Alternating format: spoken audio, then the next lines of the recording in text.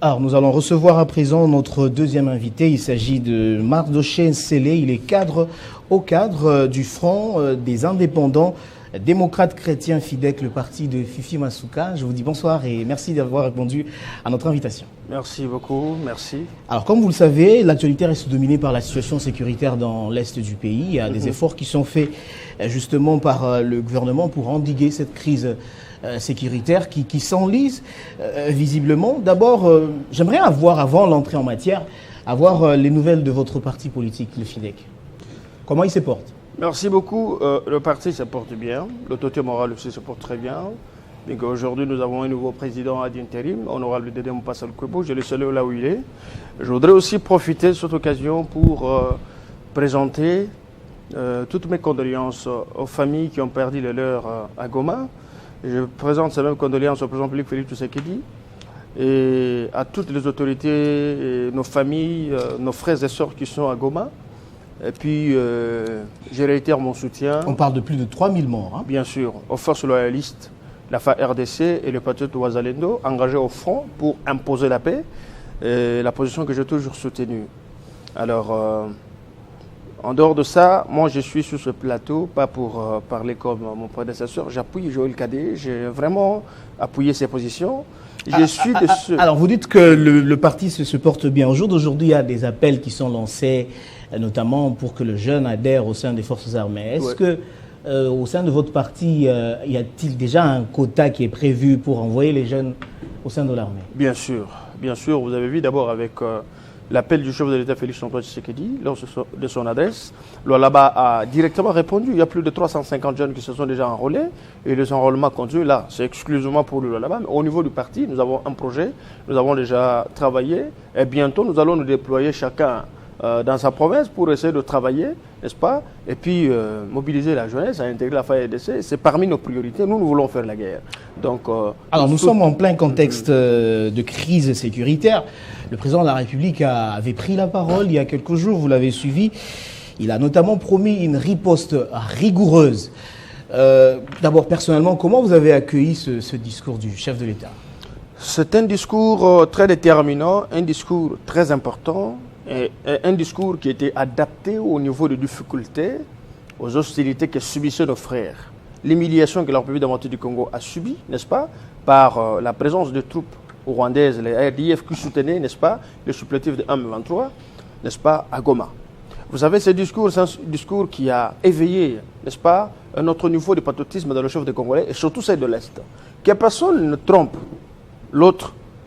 Le Congolais aime Tshisekedi.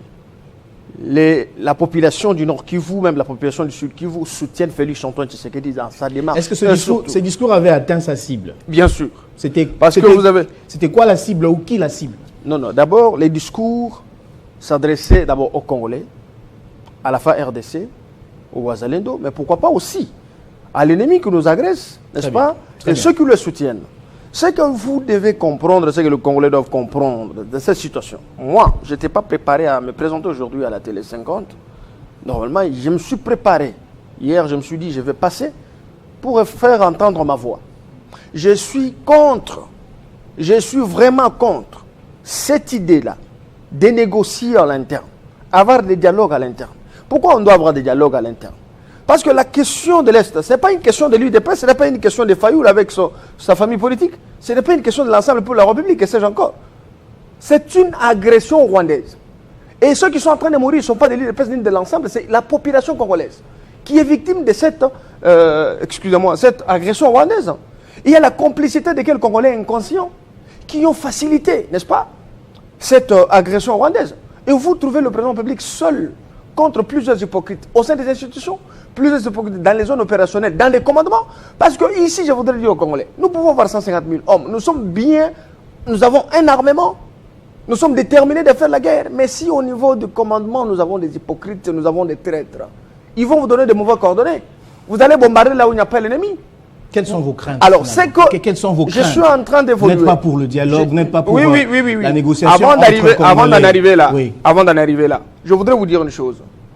Les dialogues, d'abord, pourquoi faire? Ici, à l'interne. avec les opposants et la démarche de l'Église catholique. On parle de la cohésion nationale. Cette cohésion existe, mais c'est juste que les mal intentionnés ne veulent pas adhérer à cette cohésion. Vous êtes Congolais, déclarez-vous Congolais. Si Tshisekedi vous avez fait mal politiquement, mettez ça de côté. Mais il prend des bonnes décisions pour la République. Il prend des bonnes décisions, des bonnes positions pour sauver la République une fois pour toutes. Il y a plus de 30 ans, nous avons enregistré plus de 7 millions de morts ou 8 millions de morts. Le rapport existe. Et là, aujourd'hui, c'est sur Félix-Antoine Tshisekedi que le monde entier a reconnu que le principal agresseur de la RDC s'appelle le Rwanda. Vous comprenez? Et puis, en dehors de ça, le porte-parole adjoint du gouvernement rwandais déclare et puis reconnaît que le troupe rwandais se retrouve sur le sol congolais. Ce sont des mesures que nous avons prises pour sécuriser les frontières rwandaises, n'est-ce pas, et la population congolaise. Il parle de la protection. Est-ce que vous pensez qu'on peut repousser l'ennemi, mettre fin à la crise sécuritaire sans qu'il y ait une cohésion nationale en interne? La cohésion existe. Si la mauvaise volonté, si Tshisekedi avait la mauvaise volonté de ne pas approcher, n'est-ce pas, que ce soit les opposants, que ce soit ceux qui ne partagent pas la même vision politique avec lui, on pouvait parler de la manque de la cohésion. Nous ne sommes pas pendant une crise de légitimité. Tshisekedi est élu, il a été élu par son peuple.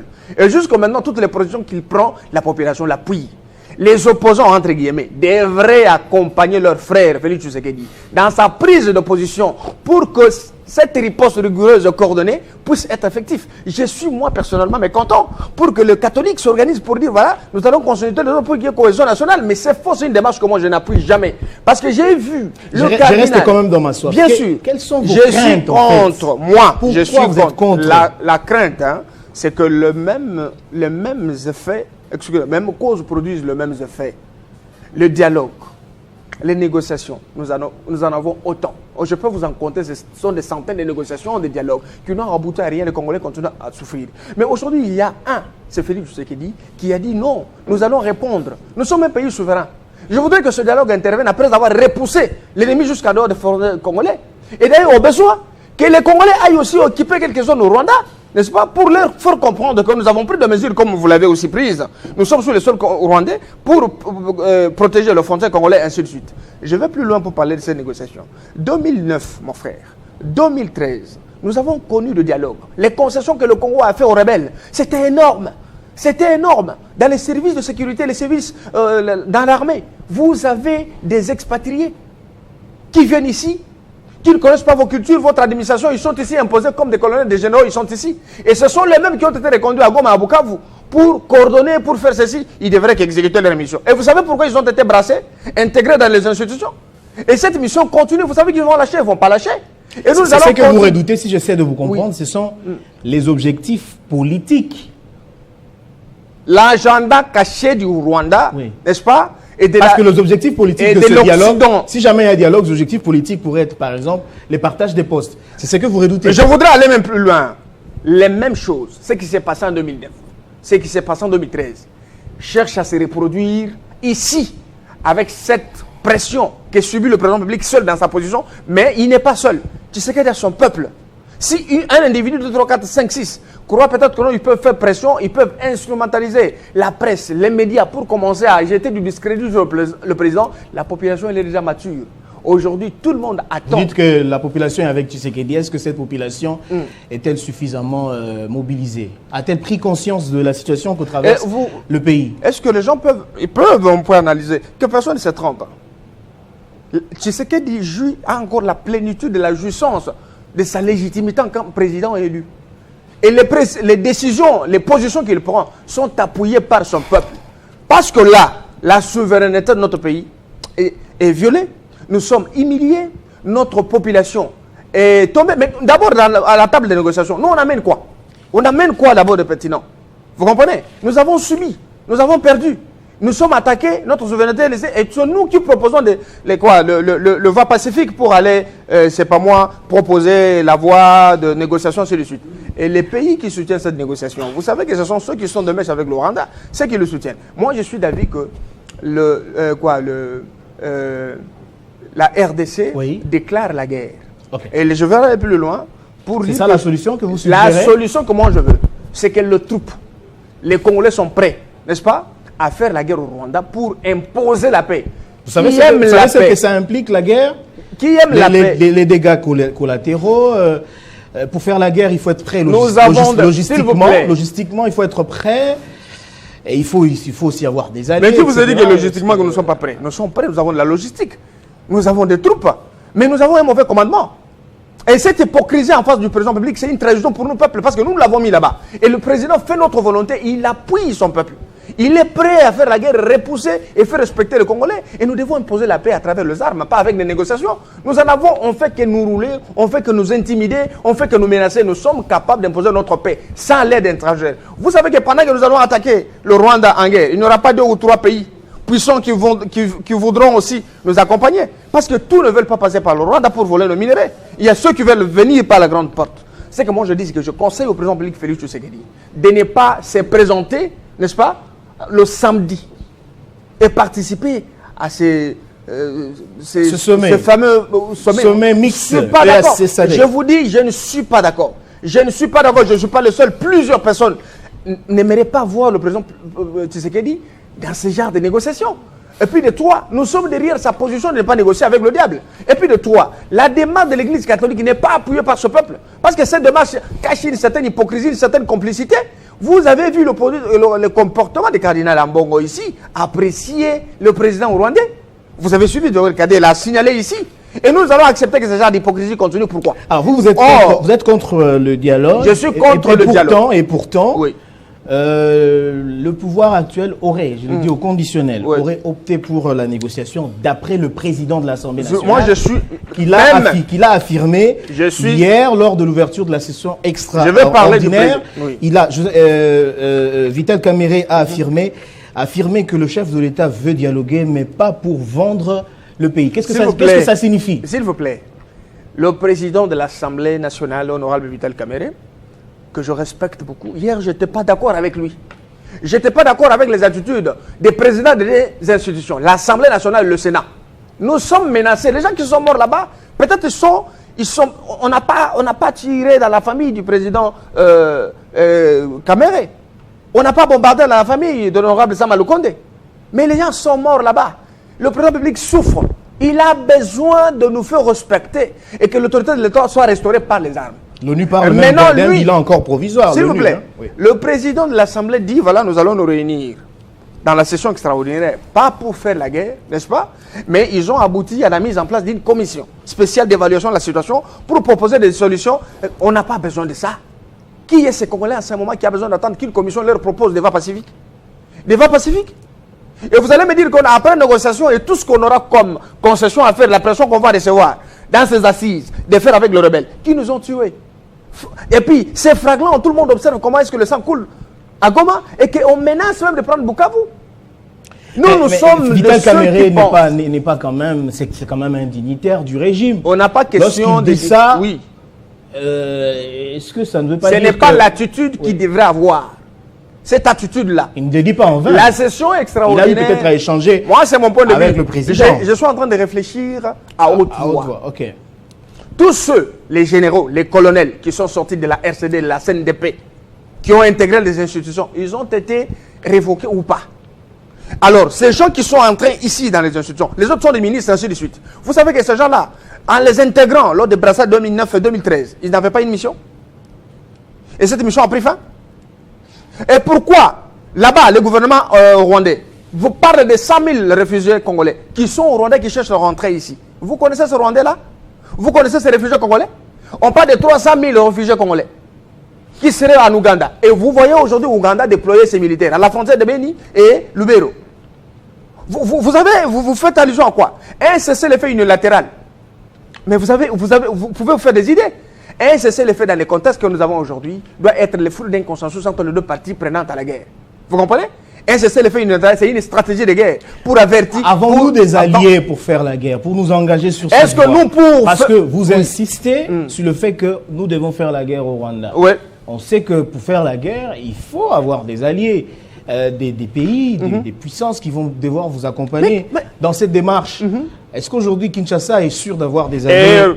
Et nous, on va avoir peur parce qu'il y a le Rwanda, excusez-moi, le Rwanda a des alliés hypocrites, n'est-ce pas? Qui se manifestent pas la journée, mais la nuit et tout ça. Vous avez la France, vous avez l'Union européenne, et ainsi de suite. D'abord, moi, je suis contre que Macron arrive ici, dans mon pays ici, pour quelconque négociation entre guillemets. C'est mon point de vue. Mais moi, je soutiens les positions du chef de l'État. Nous devons compter sur notre armée. Nous avons une armée. Ces jeunes gens-là, ils sont bien formés pour faire la guerre.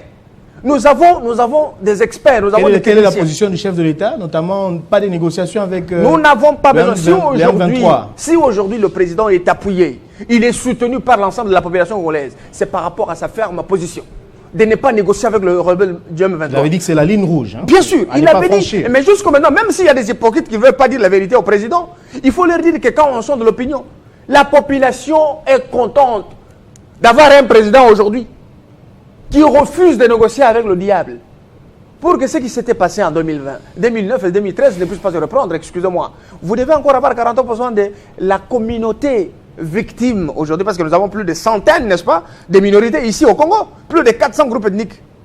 Il n'y a qu'une seule minorité, les Tutsis congolais, entre guillemets, qui réclamerait d'être victime d'une génocide ici. Mais nous avons perdu 7000. Alors la majorité des Congolais est sacrifiée au profit d'une minorité qui doit être préservée. Et aujourd'hui, on va vous imposer dans ces négociations. Quand Tshisekedi refuse, il sait pourquoi. C'est en connaissance des causes. Alors, comment expliquer, parce que vous êtes cadre de l'Union sacrée de la Nation, votre parti politique fait partie de la famille politique du président de la République, comment expliquer le silence de certains leaders en laissant un peu amorphes? Ils ne s'expriment pas comme il se doit en termes de soutien, par exemple, au chef de l'État, à l'armée. Ils sont amorphes. C'est vrai qu'il y en a qui soutiennent. On a vu par exemple Jean-Pierre Bemba qui va des provinces en province, qui fait la ronde. Bien sûr. Mais d'autres sont quand même un peu... Nous disons, les premières impressions sont les meilleures.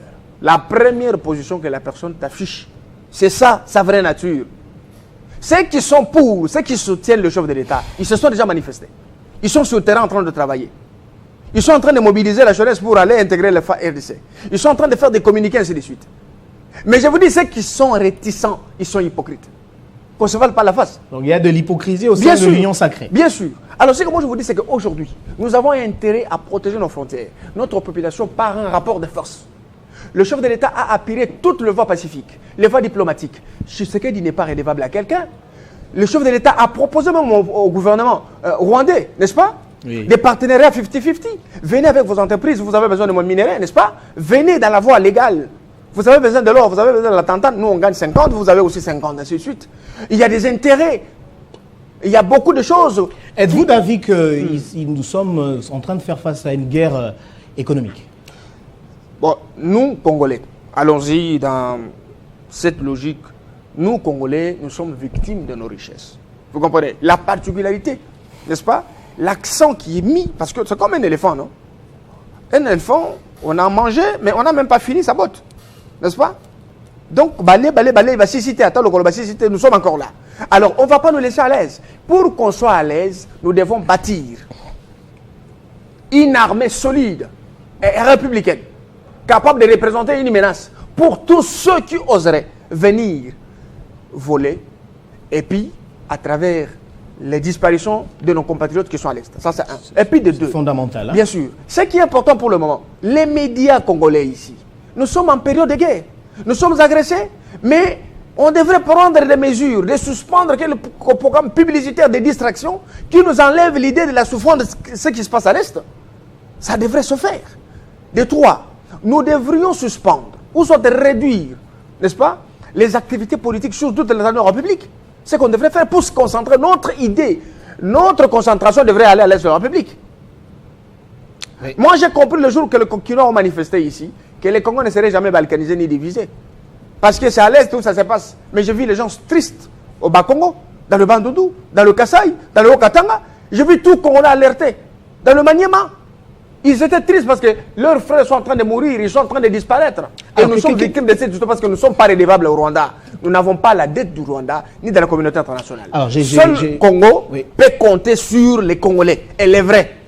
Alors j'ai très bien noté ce que vous avez dit. Nous devons imposer la paix en faisant la guerre, pas de négociations avec les terroristes, et nous devons bâtir une armée dissuasive.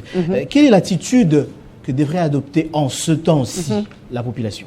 La population devrait manifester leur soutien au président de la République et surtout ses positions. N'est-ce pas? Oui. De ne pas négocier avec le rebelle, de ne pas se laisser influencer par les positions de quelques hypocrites qui cherchent à l'influencer, à négocier. Mais je sais que le président ne négociera pas. 2, 3.